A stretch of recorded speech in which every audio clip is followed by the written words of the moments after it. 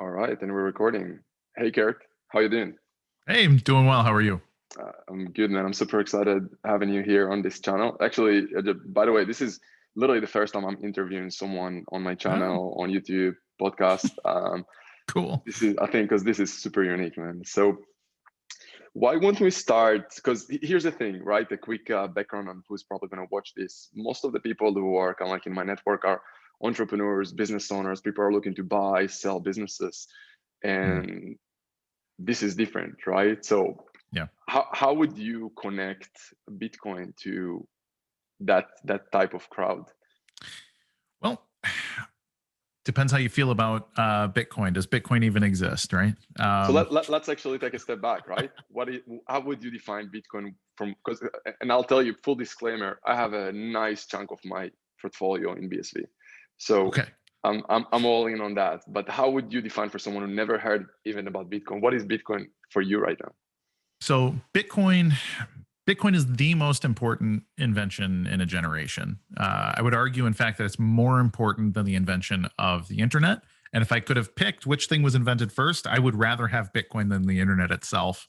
And the reason is because the internet is intrinsically broken. And the reason the internet's intrinsically broken is because all of the incentives that make the internet work are out of balance. They're controlled by big silos, and it's because there's no way to monetize data without taking the information, repurposing it in ways that people aren't aware of, and then making money on like marketing and some of these things. This is the reason why Mark Zuckerberg was brought in front of the Senate about 2 years ago and grilled about how much information he actually has on people, because we know they're one of the biggest companies in the world, and 99% of their revenue comes from advertising. But the way that they get the data for that advertising is mostly unknown.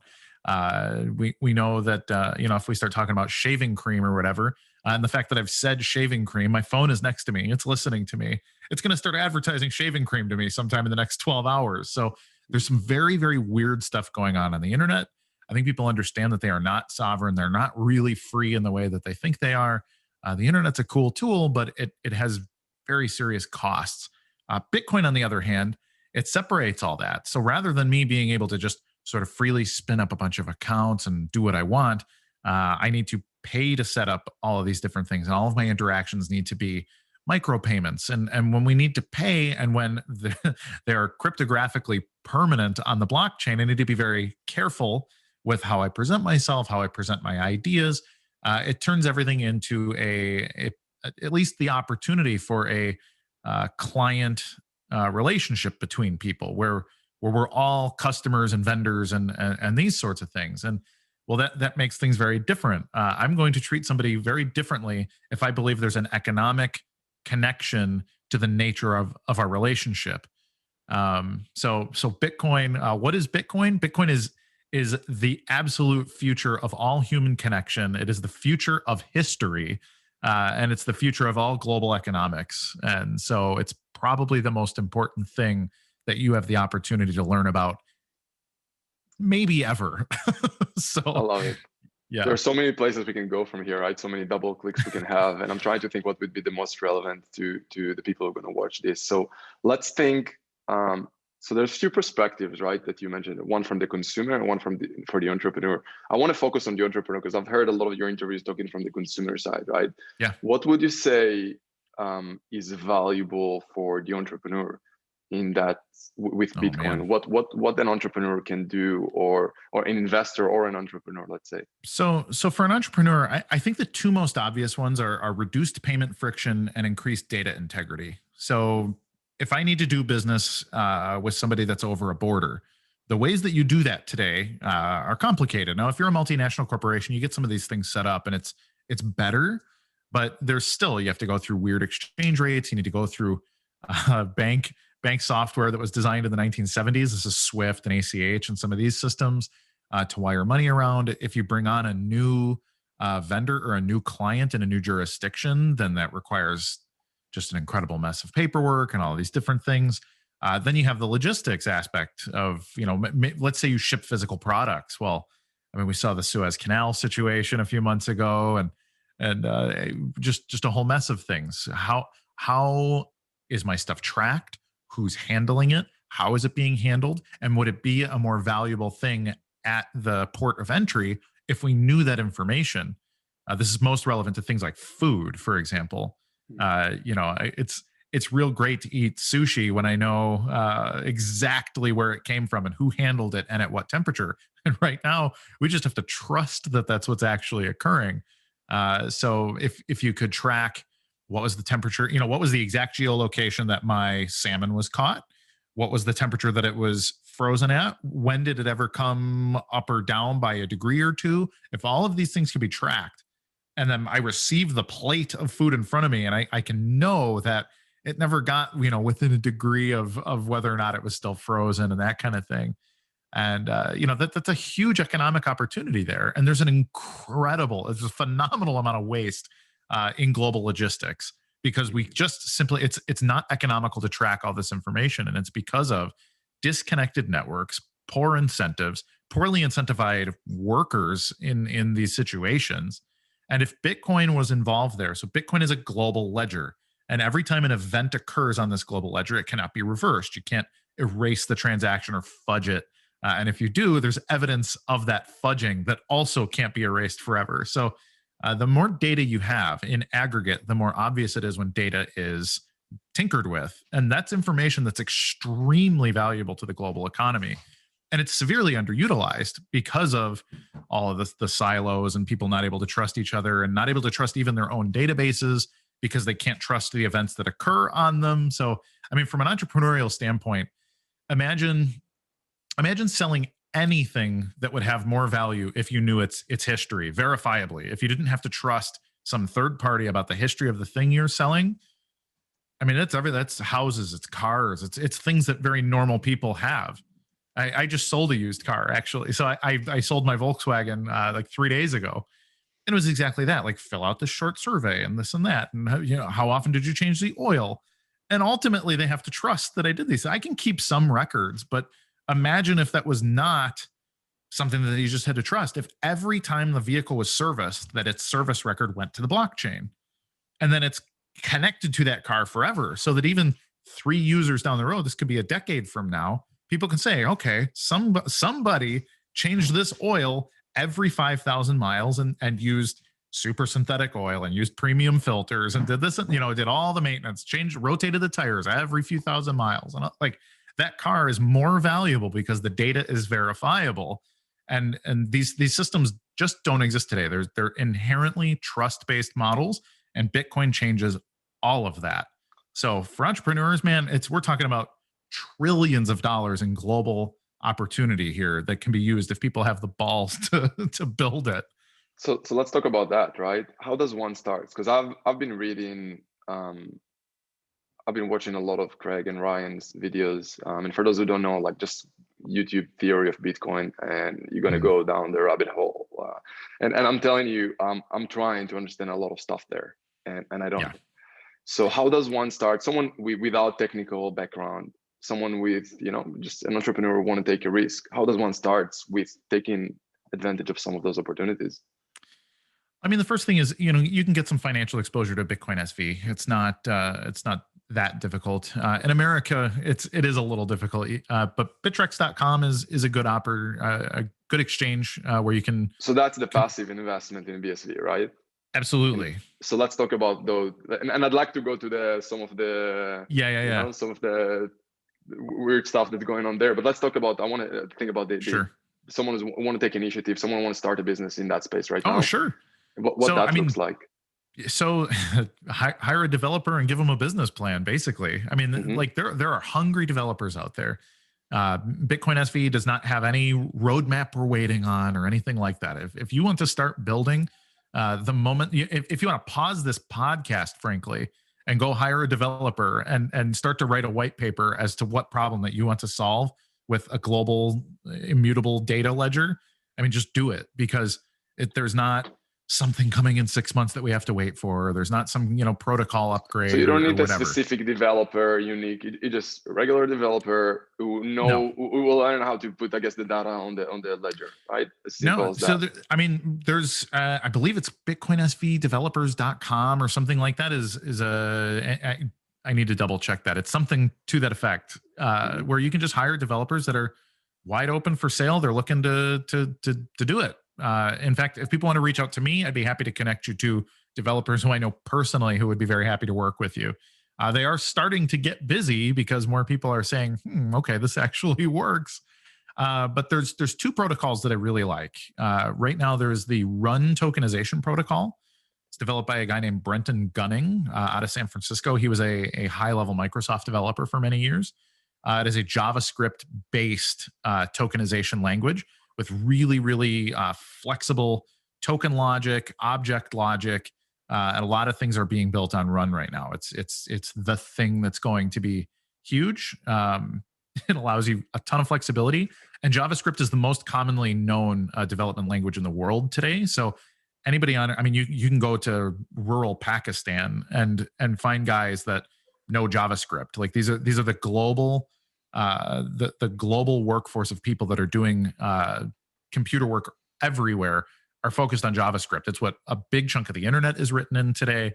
It's not my favorite language in the world. I think it's needed to be upgraded for a long time, but it's so ubiquitous that it's hard to make that change. So if you understand JavaScript, I mean, you could be launching tokens and token solutions and interactive things today, just using the Run protocol and Bitcoin SV, both of which are publicly available, open source, fully documented, ready to rock and roll. The second one, yeah, go ahead. Yeah, no, go ahead. I'll let you finish. So the second one is the Scrypt language at scrypt.io. Run is available at run.network. Scrypt is available at scrypt.io. It is scrypt.io. What that is a Bitcoin script abstraction language. So up in Bitcoin, so you have the base layer of Bitcoin that is just transactions in the blockchain.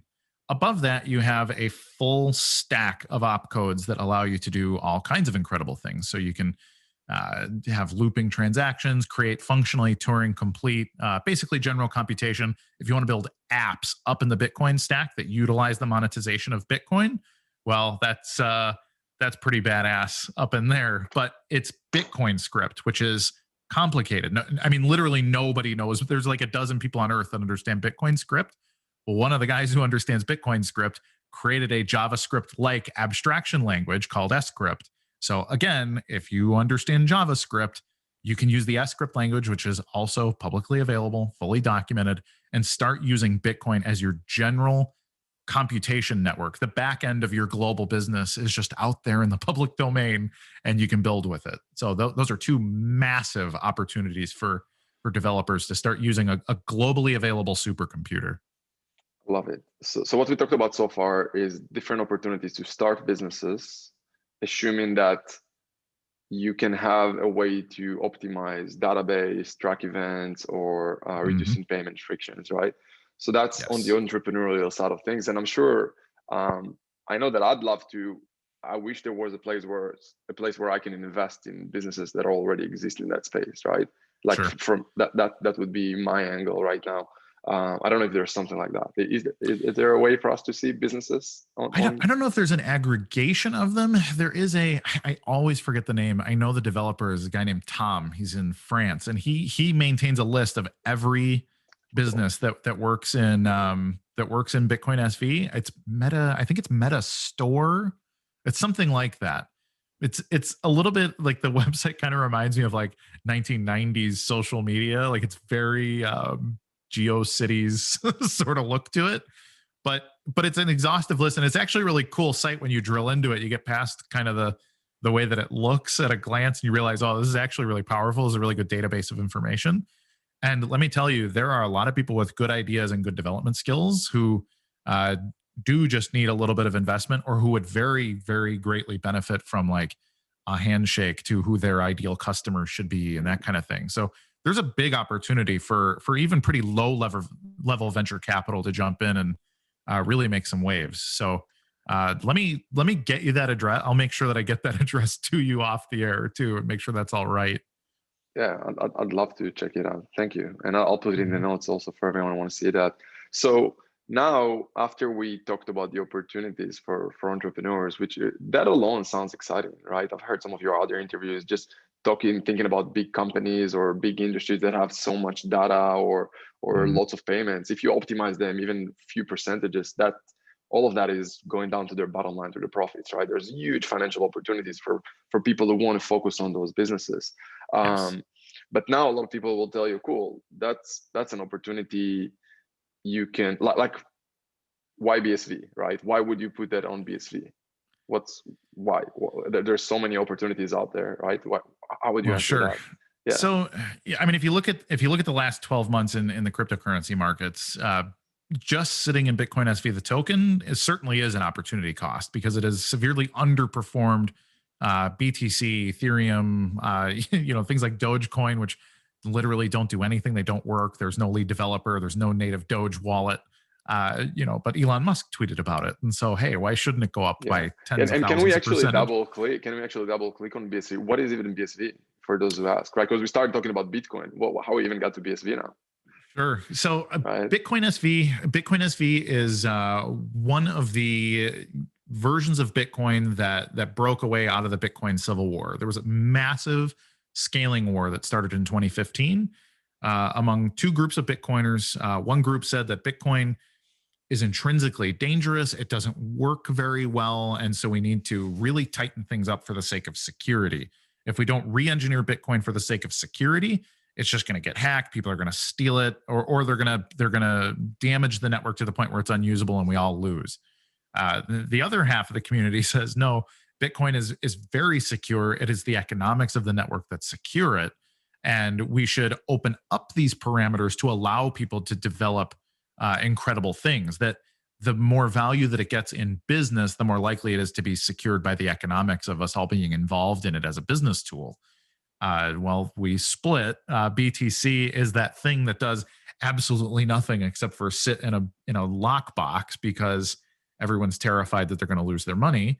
And then BSV is the other side of the experiment, which is there's no closure on the parameters. Like if you want to try to build it, you go try to build it. All the tools are there.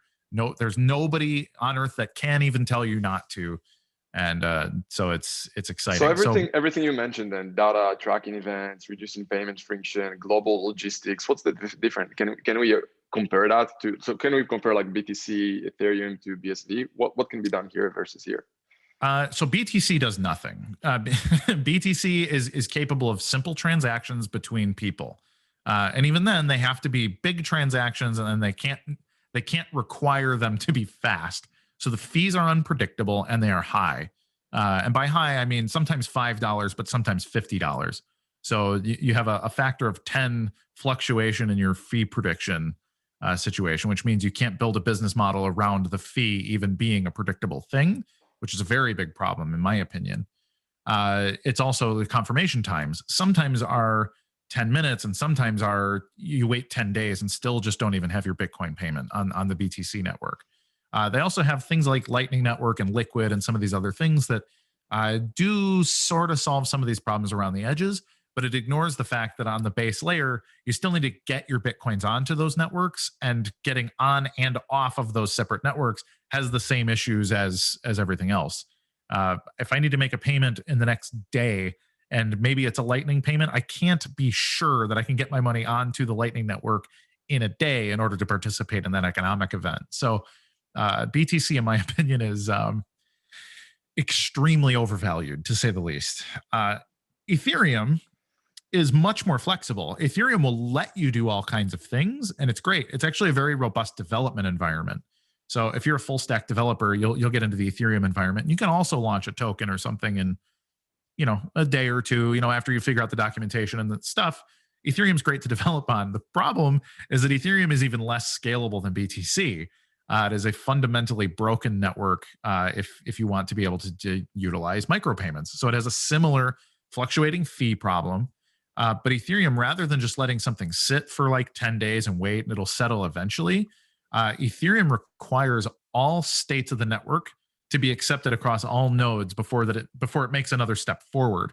And so if somebody breaks something, it basically breaks the whole network, which is why we've seen consistent fees for doing anything, especially all this DeFi or other people using some of these trading bot tools and volatility tools to make a bunch of money. It costs you $500 to $800 to generate a wallet, and it costs you $150 to send a transaction. And these things are just bonkers. Ethereum has basically shown that it's not ready, not even for global scale, but it's not even ready for upper middle class, technologically efficient people. There's too many of those people in the world for the Ethereum network. So, disrupting global finance, we are several orders of magnitude away on the Ethereum network. Then enter BSV. BSV is about 3,000 to 4,000 times more efficient than Ethereum today. Ethereum's good for about 15 transactions per second before it starts to completely break down. BSV is good for about 50,000 transactions per second. And every test that we've done has shown that the fee actually tends to go down slightly as volume goes up. And then on the mainnet, we frequently have blocks that are over 100 megabytes. They can go across the network, no problem. We're talking 2,000-3,000 transactions per second, just in simple spikes, no problem. And they're so uneventful that they don't get reported. It just is not a thing. So we have the ability to outcompete with Visa today. We are more efficient than a lot of the global data service networks as well. And I mean, it's an incredible situation. Not that we don't have some challenges. There are certainly challenges that exist in BSV, but in the blockchain space, we don't even really have a competitor. There's not anybody that has a product that's anywhere near as capable, both in simplicity, predictability, and cost as Bitcoin SV. So it's almost like a competition right now between utility and brand name, right? Yes. And a lot of people on the Ethereum BTC side of things, I hear them talking only DeFi, NFTs. What's going on there? It's like they don't know what's possible. They ignore, like, is it ignorant? Is it like, what do you think is going on there? I think for some it's ignorance. There's a lot of good people in the Ethereum camp that show up. They see, oh, cool, I can monetize something across a global network. That's awesome.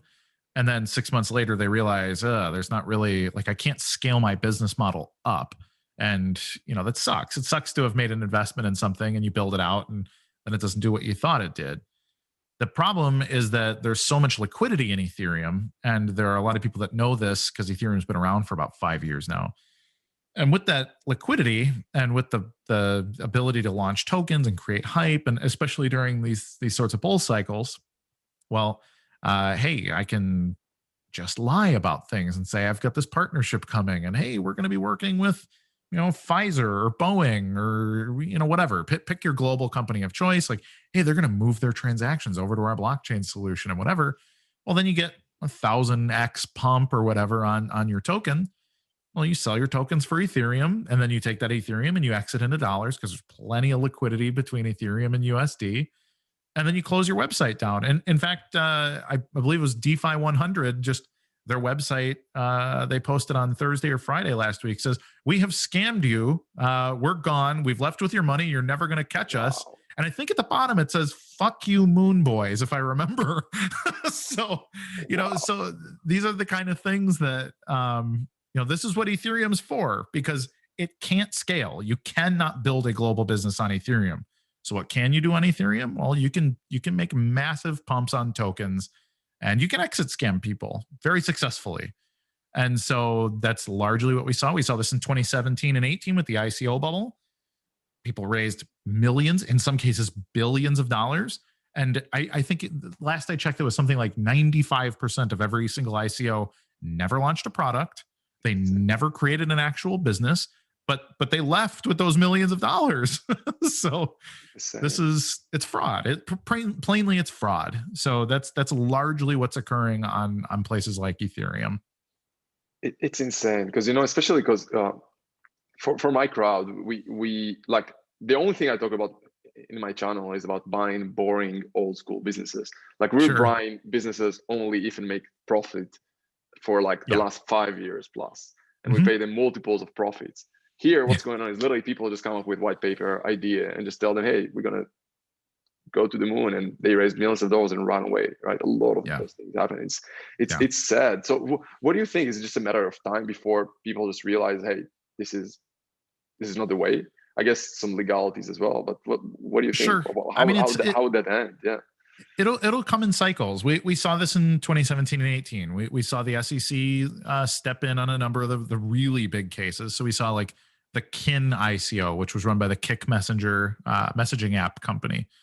They came in, they fined them, they threatened to rip their company apart.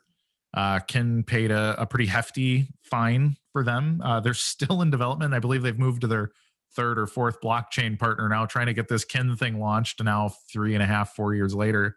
And whatever, but Kin holders haven't earned any money for that whole time since they bought those tokens. Another one, the biggest ICO of all time, I believe, was the Eos Ico. They raised like $4.5 billion. And because of the way they did it and some of their malicious practices, they had to pay, I don't even know, it was like a $20 million fine or something, which is, there'd be a big fine for me to pay, but if you raised 4 billion, I'll take that slap on the wrist all day. But the real problem is that, I mean, there's just still not people building any businesses on EOS, and that's really, that's why the bear market started last, 2018, January 2018. All of a sudden, prices started dumping, and it was people saying, "Hey, nobody's coming to market with real products here. I was told there'd be a thing at the end of this." And then normal people just exit. The only people that stay are the people that are, crypto savage types, or the people that understand that there's still money to make in bear markets, continuing to scam people. But it's a different grind. And so I think we're going to see the same thing happen again. I think we're going to have a 2021, 2022 bear market, and it's going to destroy people. And then it's, crypto's dead and all this stuff. But in the meantime, Bitcoin SV, we're building very real businesses. There was an announcement today that came out of nChain. nChain is partnering with 2 African nations to move their global, or to move their national ledgers to Bitcoin SV, to allow property rights to be enforced in places where it's problematic to enforce property rights. One of them was Sierra Leone, which is a place that's been on and off again, civil war for a long time. And there's very big confusion about who owns what. Well, there's no better solution than a blockchain to figure out who owns what. And so nChain is specifically going to be working with the nation of Sierra Leone in partnership with a company called Dominium, I believe they're called. And they're going to be getting this figured out, because this solves an actual real world problem. And they have a multi-year roadmap. And I think the important thing to look at is, did the price pump? Did BSV pump on the news? Were we jamming about it? And it's like, no, because we don't want the price to go up 50% in a day on big pump news and all. Like, yes, that's exciting. I'd be happy to, have my bags doubled every 2 weeks or whatever. But that's not the point. Is we're building long-term the global ledger for literally to go into the future until after my death. Like, this is how far out I'm planning, is for my children and my grandchildren and their grandchildren to benefit from a global ledger of truth and a new monetary system where they can't be screwed by people that just have power, because everything is provable. And we're the only people that are thinking, not even just 2 years, 3 years from now. We're thinking hundreds of years into the future as to what makes sense for the next stage of human evolution. And that's our key differentiator. Yeah, that's crazy. By the way, what you just mentioned about truth, it's, other people might say that actually the opposite, because those with power will have all the information about us and even more information about us, right? How do you look at it? I mean, they have it now. So, True as well. Yeah, I mean, we're not starting from a place where we had privacy and sovereignty. We're starting from a place where, that's true. Shoot, 150 years ago, there were way more slaves on Earth than there are today. So we're making our way toward freedom. We haven't won every battle, but shoot, I mean, I didn't think about it this way. You're saying if there's one ledger, there's no thing to hide, right? Right now, we're not free anyway. It just, right. I came from the assumption that we're free, but you're right, we're not. Yeah, I like it. Yeah.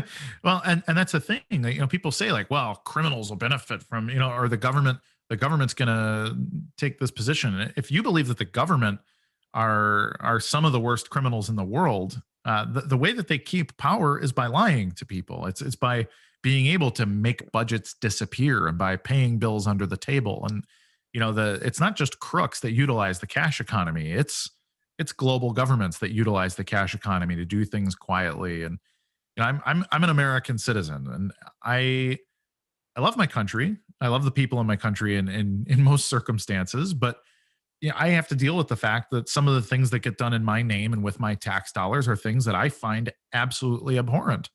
And this includes things like the CIA, for example. Like, we're a global intelligence agency. And it's like, well, yes, but you have overthrown world governments. You've destabilized whole regions of the world for your own benefit. I mean, the CIA has been trafficking weapons and drugs and all kinds of things around the world for generations. Like, the effects of those things, again, are negative on my life, but they're also makes it that my son, by virtue of the fact that he's an American, has people around the world that hate him because his tax dollars fund the destruction of their countries. And that's a nightmare. And it's really difficult to prove because their budgets just disappear. And, well, the Senate just lets this thing go under the table. And, and it's the connections. But if we were to start with the people in the street, some of these people that need to be bribed and all of this, in these puppet government locations and all these different things. Well, if we're all just using Bitcoin, if we're using the global ledger of truth for everything, you can't just erase a record and say, oh no, now this kingdom belongs to this family. And it's like, well, no, here's the hash of you making that change. And here's the keys that did it. And those keys are connected to the Department of Defense. And so who's getting fired and going to prison for this now? Because this can't just be erased. You can't blackball this information. So the world becomes more free as there's more data availability. What do you think that looks like? What do you think that looks like, though? How do we bring governments and people with power to the blockchain? Because it's funny, like Bitcoin started with I don't want to say started that way, but a lot of people think still till this day, people are not diving into what is Bitcoin, think that it's anonymous, right? That yeah, you just no one can find it, which is the opposite of what Bitcoin really is, yeah, right? absolutely. But how would you think? Like, how would you bring governments into that space? What would you think will incentivize them to be part of that system? I think the answer is slowly. Governments move slower than anything. So, but some of the places, I mean, I just like the thing I just mentioned with Enchain and Sierra Leone. That's coming, 6 months after us working with Tuvalu, which is the smallest nation in the world, and that's such a great test bed. There's only like 11,000 people that live on this island, but they're a sovereign nation, and they have all kinds of data integrity problems and money problems. They don't have a central bank because they're so small. So they have to import physical cash from, I believe, Australia. And, what a process. So they need to pay to ship their physical money in, Wow. which they can't afford. Their economy can barely support anything at this point, because what are they exporting? I think they largely export shells as jewelry. Like that's one of their major export, and like very micro tourism, and most of the rest of their money is from UN aid. And but if you connect them to Bitcoin first, and they have every opportunity to, then they can start to say, okay, who owns all these different parts of the island? Now we've got our ownership and integrity figured out. And we can start to tokenize our own. Maybe it's the Tuvalu dollar, or maybe it's some other thing. But you can start to use that network to monetize business going off that island. And they become a place that can generate profit easier than other people. And then it gets distributed fairly. So it can go up to, a government like that's probably only a few dozen people, frankly. But everybody's salaries and the taxes and the budgets, like everyone can just be run by smart contracts, because it's relatively easy to implement, because they're basically like a medium-sized company. And so you allow these budgets to trickle down to where they need to go. Bills are paid first, whatever other relevant savings, other management of different things, people that are on public assistance, they would get their deposits every time money comes in and all, like, but rather than having a bureaucracy of people that are doing those jobs, you can just use the blockchain to do it. So you can eliminate bureaucracy, eliminate costs, you can raise efficiency exponentially. And then all of a sudden, Tuvalu, this little island way, way out in the Pacific Ocean, is like, okay, well, we've been able to cut our costs in government by, who knows, 70%, 90%, maybe 99%. And now we can all work on creating exports that are better. So then they're able to bring more money into the country while cutting costs. And then they're this perfect little this business model that can be copy and pasted to the next biggest country and the next biggest country. And then all of a sudden it'll start with countries that are, I would guess probably Africa and South America and parts of Southeast Asia, some of these countries that have millions of people, but also have a lot of systemic problems, saying, hey, can we copy and paste this business model for us too? Because we export, but we have a bunch of inefficiency, and we would like to know who owns what and how it should be distributed. And you start to go that way. I would guess that North America and Western Europe would probably be the last people to adopt these things, because we're so entrenched. We have such big, complicated economies and property ownership systems. But I think it'll just like everything, it'll start slow and then it'll accelerate. And then, if we're standing there, 20 years from now, if the US is one of the last countries, we're going to be scrambling to try to adopt this, because we're going to be getting out competed by countries that we didn't even know existed 20 years before. Yeah. And it's going to be pretty funny, frankly. It's interesting. And in terms of transparency, who then have access to the data of those countries? Like when you're saying, okay, those countries are going to be open, right, and transparent, what that looks like for the average man? How can I know that they're acting transparent? Like, do I have access to all that data, or what that looks like? So here's the beauty of things. Keys in Bitcoin allow you to create cryptographic hashes of everything, of every event. Let's say you're a notary in a place. You may need access to people's public data so that you can then sign with your keys. You can hash something as to be true. This would be the same for like a judge or something like that, would be able to have access to specific things if he has specific keys that allow that. But to an average person, like, you can't go look at your neighbor's bank account. And that would work much the same way. So the privacy model of Bitcoin spreads things out and encrypts identity where appropriate. So you can still maintain privacy, but policing and some other things that would obviously still be necessary can still be done. You can also share your records with whoever you deem appropriate. Another place where this is relevant is like medical records. I don't want you to know what medicines I'm taking or things necessarily, but my doctor certainly needs to know this information. So you can grant like, okay, here's like, I am giving approval with my Bitcoin keys to this doctor for the next 12 hours. And then he is able to access my medical records while I'm being treated. And then when it's done, he can't access them anymore.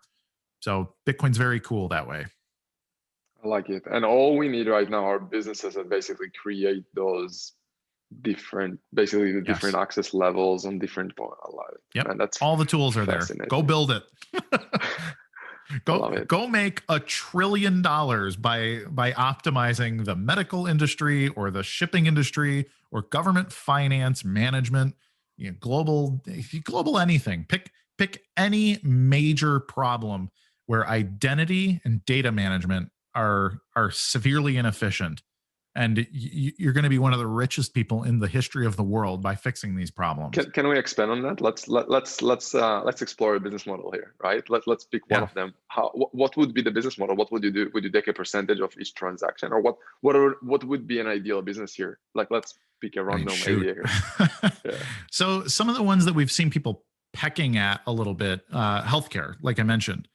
Right now, hospitals, especially in the US, this is a particular problem in the US because we don't have single payer healthcare. Whereas, places like the EU, it's very common to just have the government sort of manage your health insurance and things. In the US, it's a lot less common. So if you're in one hospital system, they have your records. And if you break your leg in a car accident and you end up in another hospital system, it's completely opaque. There's no access. If you're in a coma, they can't access, so they may not know you're diabetic or whatever your other medical concerns might be, and that's a big problem. So if I'm an intrepid entrepreneur, I'm going to some of the largest hospital groups. I mean, there are hospital lobby groups and industry organizations, for example, and saying, hey, I can sell you just a very little bit of hardware that allows you guys to that allows each doctor and nurse key management. So or it can even be an app. It doesn't even have to be hardware. It can be on the individual phones that are given to the doctors and nurses at the hospital. And what it does is grant access to individual users. And then what you can do is take, in theory, you could take like a national ID number, like a social security number or something like that for Americans or whatever. maybe the US issues a medical ID number that can be hashed to the blockchain and then allows people access to this thing. Or it can even be opt-in to start. I think a lot of people would dislike a national ID number for various reasons. But if I wanted to join, the medical network, then I could create an identity, and then the access to that identity can be managed by a simple key fob or something that allows doctors and nurses access to my medical. It can even be geo-fenced. So if I'm in their hospital, they can access it. But once I've exited, it is revoked. And so that's an opportunity. So there's opportunity to sell monthly service, maintenance, IT management, some hardware services, various other things, or it can simply be a contract enforced on the blockchain, no less, where you can take whatever 1% of total fees or something that are created. You can even work out a deal with just the miners. So a Bitcoin miner is going to take a small cut of every single transaction. And if you work it out with the miner instead, you can say, hey, cut me in for 50% of the fees, and I'll sign a deal with you to send you transactions directly rather than broadcasting them to the public mempool. And so that's also an opportunity. So there are lots of ways that you can be making microscopic fees on everything, or it can be as simple as a subscription model or whatever. People can pay you, however they want. But I mean, there's huge money there if you can solve some of these problems. Yeah, I'm just trying to explore that in my head, what that looked like. Like who's going to be the biggest, like what's the biggest win here for the hospitals and the consumers, right? I mean, it depends on how much they'll need to pay, I think, but it's really, really interesting to explore that. But you're saying the fact that there's no one place for all the data is hurting who? Consumers mostly right now, would you say, in the US? Like the individuals? Medical malpractice is a massive industry in the US because doctors screw up all the time. And the reason they screw up is because other doctors' handwriting is a big problem. So the fact that they handwrite charts, handwrite prescriptions, maybe the pharmacist misreads the prescription, kills the patient. This happens often, actually. Oh, wow. And so something like that is a very simple way that data integrity could be saving lives on a regular basis. But the other thing is just a lack of communication. There are tons of people that lack identity, even in the United States, where it's relatively simple to go get yourself an ID and these sorts of things. But we have a lot of homeless people in this country, and homeless people end up in the hospital a lot more than the average. And so when they show up, if they don't have any kind of identity or any kind of information about them, you have to guess, what's wrong with this person? Did they have an overdose? Are they having a heart attack? Are they, what is going on here? But then malpractice comes in because doctors guess, they screw up, they cause harm, and then there's a lawsuit there, And so a lot of this stuff is caused by lack of ability of data. So there's a basic humanitarian angle where you can say, hey, if everybody's information was easy to read, easy to access, we could be treating people for what's actually wrong with them very quickly. And then two, the amount of motivation there for even the doctors don't want to kill people. Like they don't want to make mistakes. Yeah. And so, there's the whole sort of human aspect of it. That's a huge benefit. But from a profit and a management standpoint, there are people employed by hospitals. The big expense for hospitals is record management. Record management is really, really hard. It's very easy to screw up. I've had 2 kids now in hospitals, and both times, man, we get sometimes 2 bills in the same day from the same hospital that have 2 different amounts, and I can see they're itemized for the same things, but they're charged different prices. And it's because there's, it's because it's all run on paper, and 2 different billing people picked it up, chose a pretty arbitrary amount, sent us the bill, and it's like the fact that that's happening is absurd. And if it was all on chain, these things could be categorized. So it could be, we can go into like Internet of Things. So like every one of these machines could be calculating how much of each drug and how much of each service and what did I actually receive. They could be billed to me instantly. Like I could be paying these out of my account on the fly as they occur, or out of my insurance's account or whatever. But we could eliminate so much waste, so much bureaucracy. There's an incredible amount of cost that could be saved. The people who aren't going to like this are the people that work in the accounting departments for the hospitals. But sorry, they can get other jobs too. Love it, man. What do you think long term in terms of valuation? What's going to be valued higher? Something like BSV or the individual businesses? That's a really good question. I and I struggle with it. I actually go back and forth. There's 21 million total BSV coins, but they're broken out into they go out to 8 decimal points. So you can get 21 quadrillion individual usable units on the network. And each one of them is provably scarce and uniquely valuable.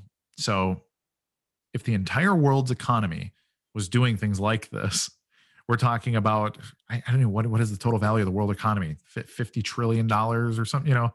So, so you can extrapolate that out to the value of the coin, you know, and that's an easy thing to do with a little bit of napkin math. If I knew any of the numbers, which of course I don't, but then you think about it and think about how much economic activity that you free up and how much economic growth that you can create with these business models.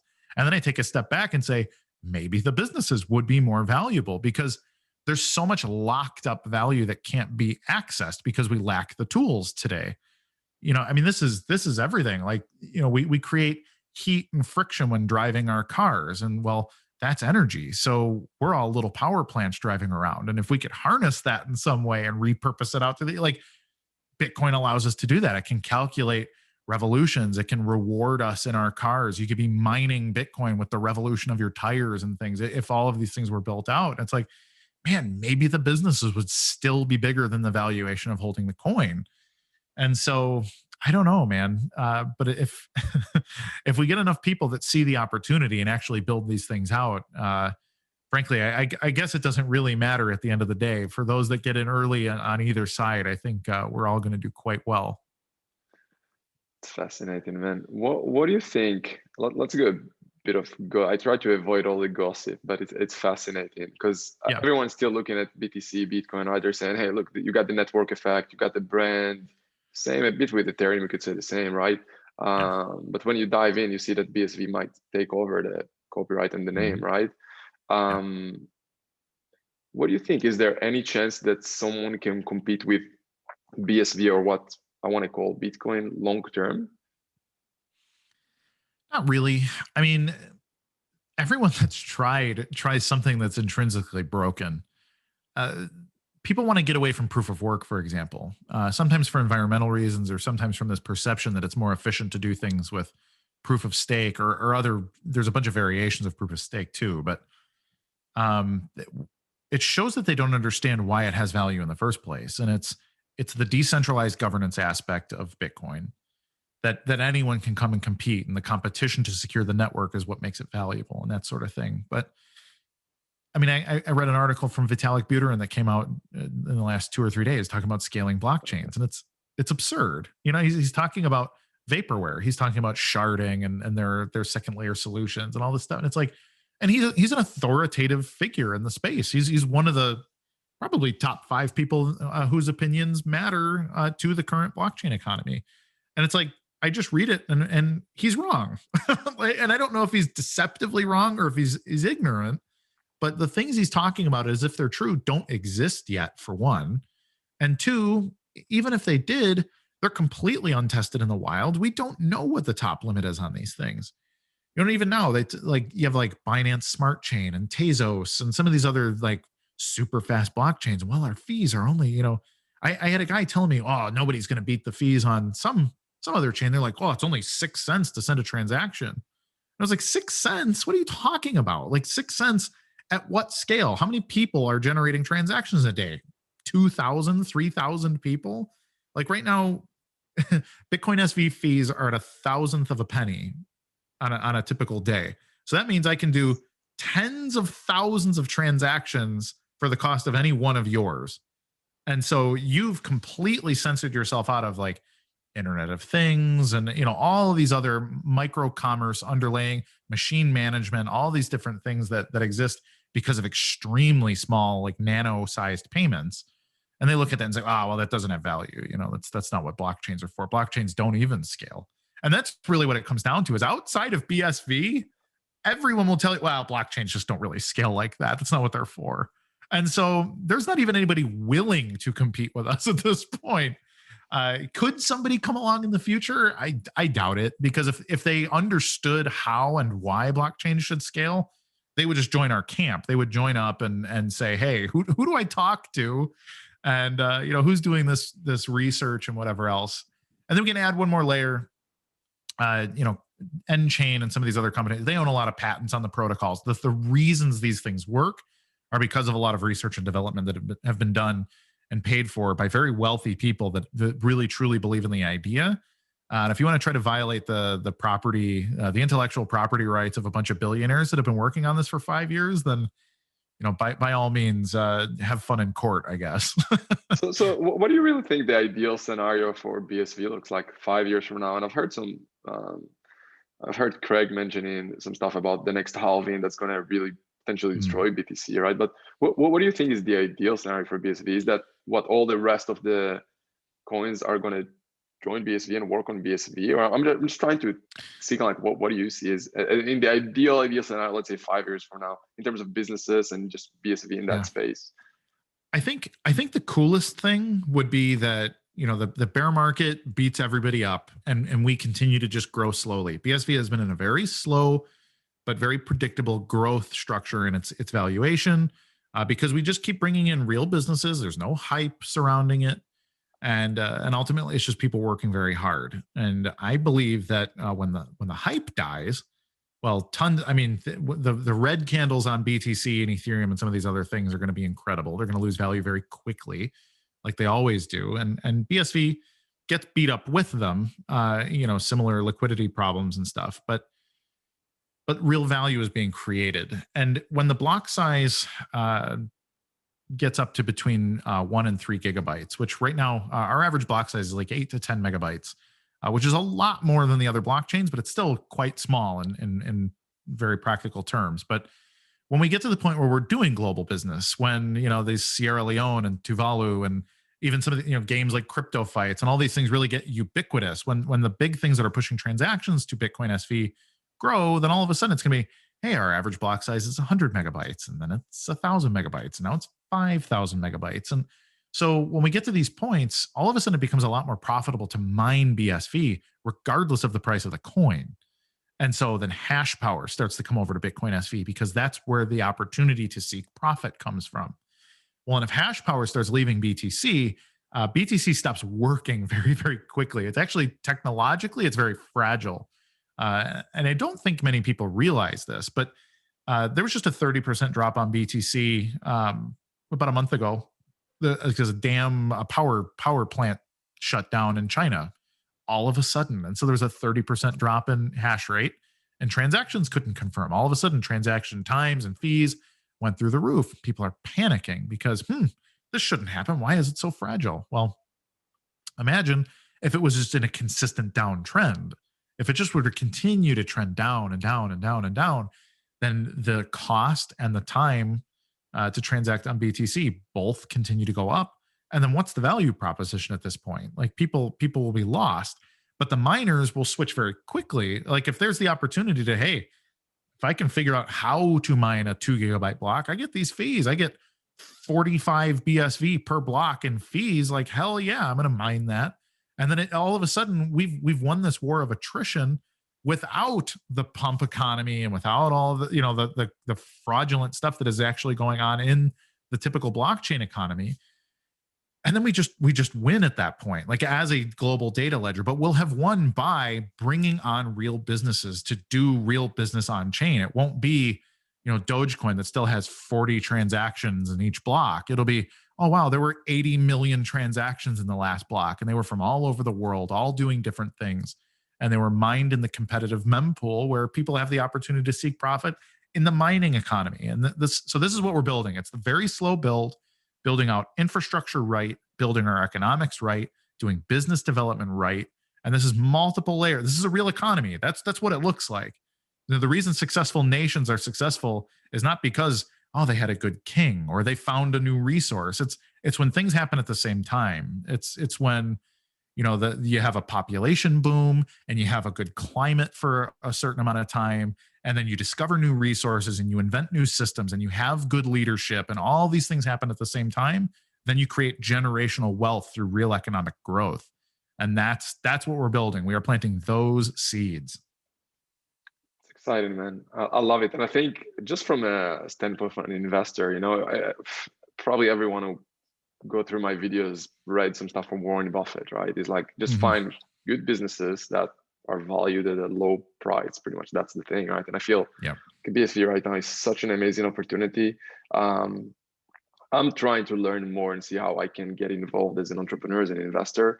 But I can tell you just by learning on what's possible. In fact, that what you just mentioned is just capitalism at its best, right? It's like that's the best win, and it might take time, but I think if we are going to be patient, it's going to be worth it. And I'm super excited, man. And yeah, I appreciate you sharing that. I think hopefully it wasn't too overwhelming for some of the people who are going to go through that. But if you are going to be overwhelmed, just check some of Gert's interviews. You're such a great like your knowledge about this space is just fascinating, and you're really simplifying it down. So I really appreciate the work you're doing. I'm looking forward to follow you and what are you guys doing at BSV and see how I can continue to support and be part of it. So thank you so much for taking the time. And yeah, hopefully in the next few years, we're all going to see awesome things in that space. I'm excited, man. Thank you. Absolutely. Me too. No, thank you for your time. It's really good to be on with you today.